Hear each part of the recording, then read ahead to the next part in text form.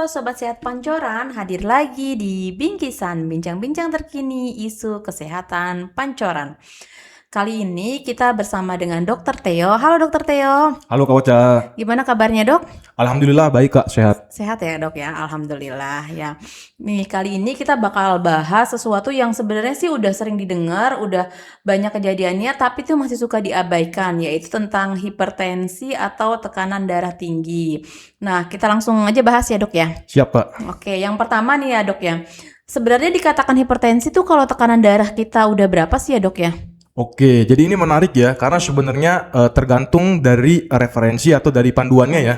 Jadi kalau kita sendiri kita mengikuti panduan penanggulangan hipertensi yang dikeluarkan oleh Kemenkes di FKTP tahun 2024. Jadi definisi hipertensi itu adalah tekanan darah lebih dari sama dengan 140 untuk sistolik dan 90 untuk diastoliknya. Oh, gitu. Dan ini harus dilakukan pengukurannya selama 2 kali secara berturut-turut, begitu Kak. Oh, jadi harus 2 kali tekanan darahnya tinggi baru bisa dikatakan hipertensi gitu ya dok ya? Iya, betul Kak. Oke, nih ya untuk yang berikutnya ini ya dok ya. Anak muda zaman sekarang bisa kena hipertensi juga nggak sih ya dok ya? Jawabannya bisa banget ya Kak. Ah, ya. Jadi fenomena ini sebenarnya udah banyak kita lihat juga ya. Banyak sekali usia muda sekarang di bawah 40 tahun sudah tekanan darahnya tinggi gitu Kak. Oke, jadi sebenarnya tekanan darah tinggi itu tidak hanya menyerang kepada orang tua saja sekarang ya, berarti Betul, bahkan betul, Kak. yang muda itu juga harus aware dan peduli terhadap tekanan darahnya gitu ya dok ya, Iya, karena udah betul, banyak Kak. ditemukan pada anak-anak muda.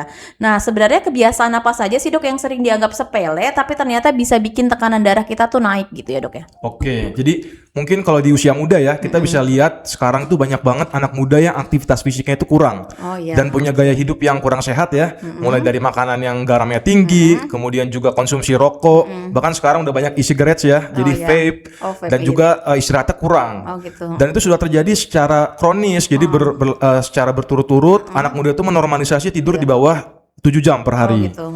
Jadi faktor-faktor tadi itu sangat mempengaruhi terjadinya hipertensi gitu ya dok ya, atau tekanan Ya. darah tinggi. Nah terus ya seperti yang tadi dokter sudah jelaskan, karena dari kurangnya waktu tidurnya gitu ya dok, terus stres, makanan junk food itu berarti bisa memicu terhadap hipertensi juga ya dok ya? Betul Kak. Jadi kalau untuk junk food sendiri ya, banyak sekali junk food yang pertama dia merupakan ultra processed food Oh, ya. iya. Oke. Kemudian yang kedua banyak bahan pengawet, kemudian juga biasanya tinggi kalori, rendah serat, dan biasanya tinggi garam Oh gitu Kak. ya dok. Jadi tiga-tiganya antara begadang, stres dan junk food itu sangat berkontribusi banget terhadap peningkatan darah tinggi gitu ya dok ya? Betul Kak. Oke, selanjutnya nih dok ya.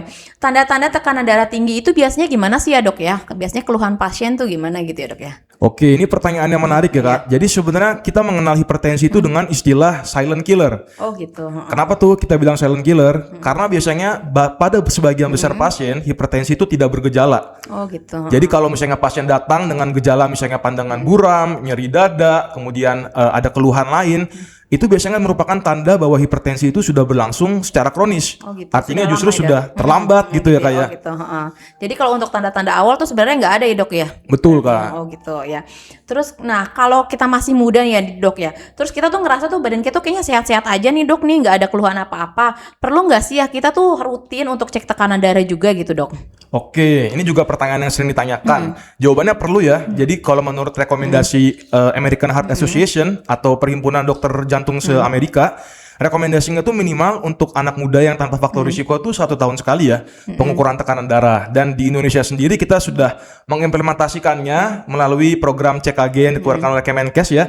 Jadi 1 tahun sekali semua orang baik itu terlepas dari usianya dilakukan pemeriksaan kesehatan termasuk tekanan darah ya Kak ya. Iya gitu ya. Dan itu bisa dilakukan di Puskesmas Pancoran ya teman-teman Bisa ya. banget, Kak. Iya. Jadi teman-teman bisa melakukan cek kesehatan gratis di Puskesmas Pancoran minimal 1 tahun sekali, dan nanti di situ juga akan dilakukan pemeriksaan tekanan darah gitu ya dok ya. Jadi Betul, Kak. teman-teman bisa mengetahui tekanan darahnya apakah ada resiko terhadap hipertensi atau tidak gitu ya dok ya. Iya Kak. Oke, terus yang berikutnya nih dok, lifestyle seperti apa sih yang simple nih dok, tapi tuh efektif banget buat mencegah hipertensi gitu ya dok ya?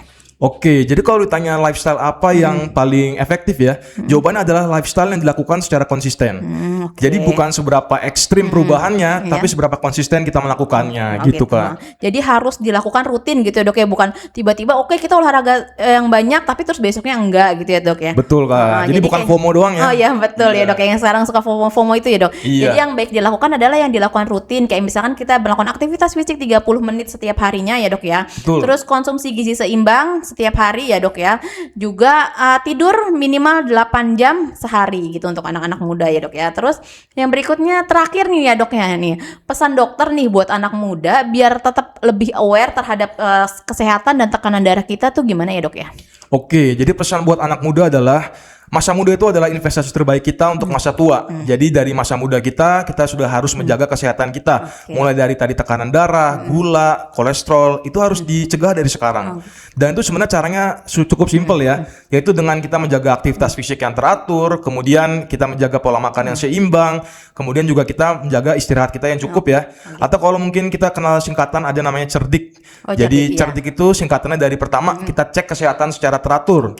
Kemudian itu kita enyahkan asap rokok atau misalnya alkohol, paparan zat-zat karsinogenik, kemudian kita rutin berolahraga, diet seimbang, istirahat yang cukup, dan yang terakhir kelola stres. Kelola stres. Ya. Jadi teman-teman bisa menjaga lifestyle-nya, pesan dari dokter itu tentang cerdik ya dok ya, pada pencegahan hipertensinya gitu ya dok ya.